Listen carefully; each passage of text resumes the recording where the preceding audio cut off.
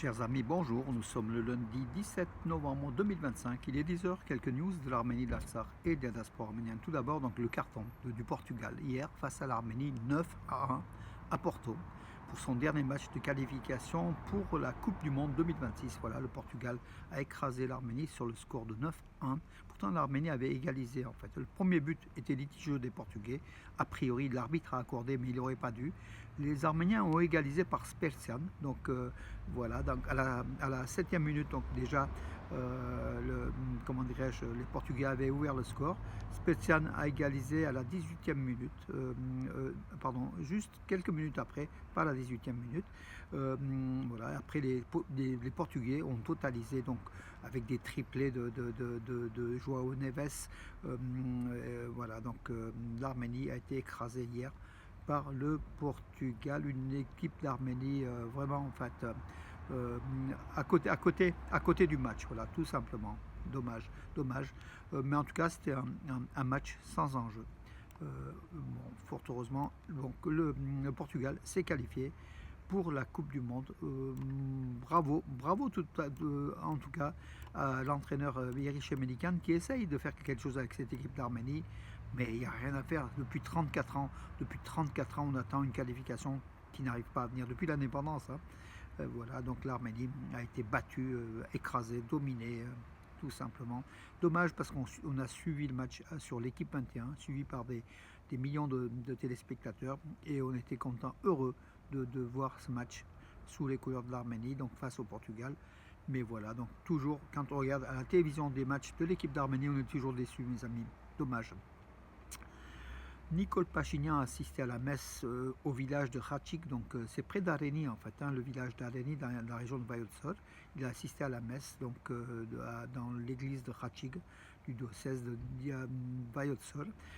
Donc messe réalisée donc par l'archevêque Abraham, messe donnée par l'archevêque Abraham, voilà le Premier ministre arménien, était accompagné d'Alain Simonian, le président du Parlement arménien, ainsi que Vahe Hovhannisyan, donc le ministre des Finances, ainsi que d'autres responsables. À chaque fois, donc Nicole Pachinian essaye d'être présent dans une église pour dire au catholique Karekin II, pour lui demander sa démission tout simplement parce qu'il ne reconnaît pas l'autorité de Karekin II. Voilà le combat de Pachinian contre le Catholicos Karekin II, quel profit pour l'Arménie? Ce sera le thème d'éminente actualité donc de l'association culturelle Arménia. Ça sera vendredi 28 novembre à 20h30, salle Chevenier à Bourg-les-Valences, mes amis. Voilà pour cela. Et puis bien sûr d'autres informations. Donc hier, le ministre arménien de l'économie, Gevot Baboyan, et le ministre indien de l'aviation civile discutent de la possibilité d'établir des vols directs entre l'Arménie et l'Inde. Voilà, l'Arménie qui a signé un certain nombre d'accords avec l'Inde, comme vous le savez, qui est un partenaire stratégique pour l'Arménie, désire des vols entre l'Arménie et Delhi, donc entre Yerevan et Delhi, des vols directs. Le ministre arménien de l'Environnement, Palsoum Matevosian, est aujourd'hui à Belém, au Brésil, pour participer à la COP 30, donc sur le climat. Ça se passe donc au Brésil, comme vous le savez. Voilà. Et puis la COP 17 aura lieu l'an prochain en Arménie. Et autre nouvelle, la COP 31, qui devait se dérouler entre la Turquie et l'Australie. L'Australie a décliné. La Turquie se déclare prête à recevoir seule la COP 31, la COP 31. Voilà. À suivre, mes amis. D'autres informations, alors je vais vous donner d'autres informations, mes amis, bien évidemment, il y en a quelques-unes.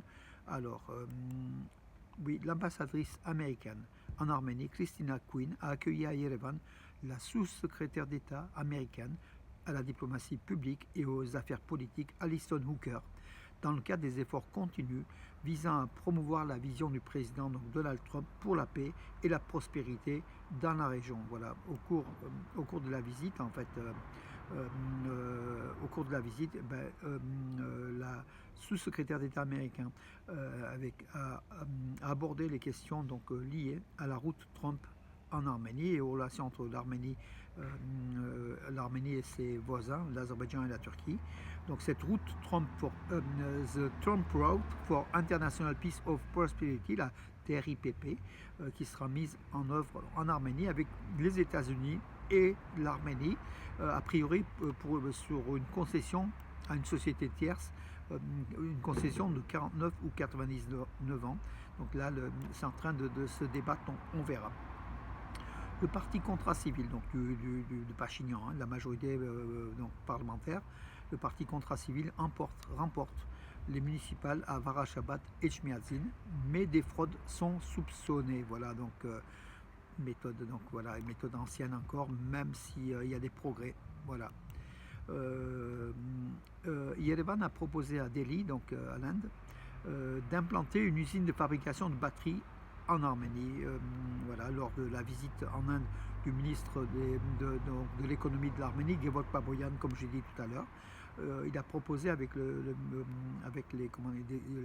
la célèbre société d'ingénierie HBL India, l'Arménie a proposé que cette société indienne installe une usine de batterie en Arménie. L'Arménie qui dispose d'un potentiel énorme en matière de technologie et puis en matière de main-d'œuvre, donc désire que l'Inde puisse installer une usine en Arménie. L'assurance santé, donc la sécurité sociale, ne sera plus reportée et entrera en vigueur à partir du 1er janvier en Arménie. C'est ce qu'a déclaré Nicole Pachinian. Donc voilà, donc l'Arménie veut progressivement installer un système de sécurité sociale en fait pour que les assurés en Arménie ne payent pas donc les médecins, les hôpitaux et compagnie. Mais pour cela, il faut beaucoup de fonds. L'Arménie a eu déjà un certain nombre de crédits internationaux pour cela. Et l'Arménie désire avancer justement dans un système de sécurité sociale à la française, tout doucement, mais il faut de l'argent. C'est la ministre de la Santé aussi qui l'a confirmé, Anaïd Avanessian, qui a ajouté que en fait il arrive qu'une personne se présente aux urgences et les urgences lui disent vous n'avez pas besoin de ce service, vous devez d'abord faire certains tests à votre polyclinique. Ils renvoient. Donc là, ils veulent aussi un petit peu faciliter l'accueil des malades dans les urgences et dans les hôpitaux. Voilà, tout frais payé par l'État.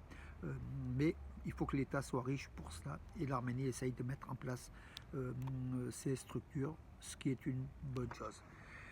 Voilà mes amis pour aujourd'hui. Donc j'en ai terminé. L'actualité n'était pas dense ce week-end comme vous le voyez, mais en tout cas, voilà, je vous souhaite une bonne journée. Ce soir, Radio Arménie Lyon, suivez donc avec une représentante une représentante du Home Management qui sera du Liban, je crois que c'est du handball, qui sera interviewée par Rajak et Nechté. Voilà, je vous donnerai quelques news de l'actualité sportive arménienne qui était relativement dense. Voilà, mes amis.